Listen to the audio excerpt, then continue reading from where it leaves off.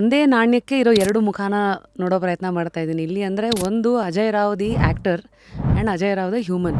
Starting ಡೇಸಲ್ಲಿ ಅಂದರೆ first ಮೂವಿನೇ block buster ಆದಾಗ I am done, I am A star ಅನ್ನೋ ಅದು ತಲೆನಲ್ಲಿ ಬಂದಿದ್ದು ಇದೆ. ಅದು ಬಂದೇ ಇಲ್ಲ ಅಂದರೆ ನಾನು ಸುಳ್ಳು ಹೇಳ್ತಾ ಇದ್ದೀನಿ. ಐ ಥಿಂಕ್ ಸಿನಿಮಾ ಇಂಡಸ್ಟ್ರಿನಲ್ಲಿ ವಿಸಿಟಿಂಗ್ ಕಾರ್ಡ್ ಮಾಡಿಸಿದ್ದು ನೀವೇ ಫಸ್ಟ್ ಅಂತ. That's so sweet, you remember that. Cinema release ಆಗೋಕ್ಕೂ ಮುಂಚೆ ಹೇಳಿದ್ರು ನೀನು ಮಾಡಿದ್ದು ರಾಂಗ್ ಮುಹೂರ್ತ ತಗೊಂಡು ಇದು ಪಿಕ್ಚರ್ ಡಿಸಾಸ್ಟರ್ ಅಂತ ಹೇಳಿದ್ರು. ನನ್ನ ಮದುವೆ ಆಗಿದ್ದ ಮುಹೂರ್ತದಲ್ಲಿ ನೀವು 1 ವರ್ಷನೂ ಇರಲ್ಲ, ಡೈವರ್ಸ್ ಆಗಿ ಹೋಗ್ತೀರಾ ಅಂತ ಹೇಳಿದರು. ನಿಮ್ಮ ಸಕ್ಸಸ್ ಡೆಫಿನೇಷನ್ ಏನು? I have to smile, I have to bring smile. ಇವಾಗ ನಾನು ಸ್ಮೈಲ್ ಮಾಡಿದ್ದಕ್ಕೆ ನೀವು ಸ್ಮೈಲ್ ಮಾಡಿ. This moment is a success. ಅದಾದಮೇಲೆ 6 years ಗ್ಯಾಪ್ ಯಾಕಾಯಿತು? ನನ್ನ ಸಿದ್ಧಾಂತ ಏನಂತಂದರೆ stars twinkle, on and off ಇರುತ್ತೆ. Actors will never dye.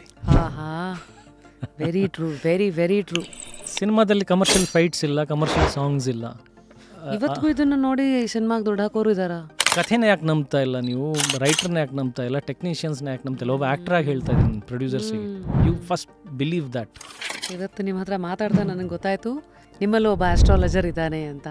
It is a very interesting science. ಅದು 101% ನಿಜ, but you should not follow that. ಅಯ್ಯೋ, ಮತ್ತೆ ನೀವು ಅದೇ ಹೇಳಿದ್ರಿ.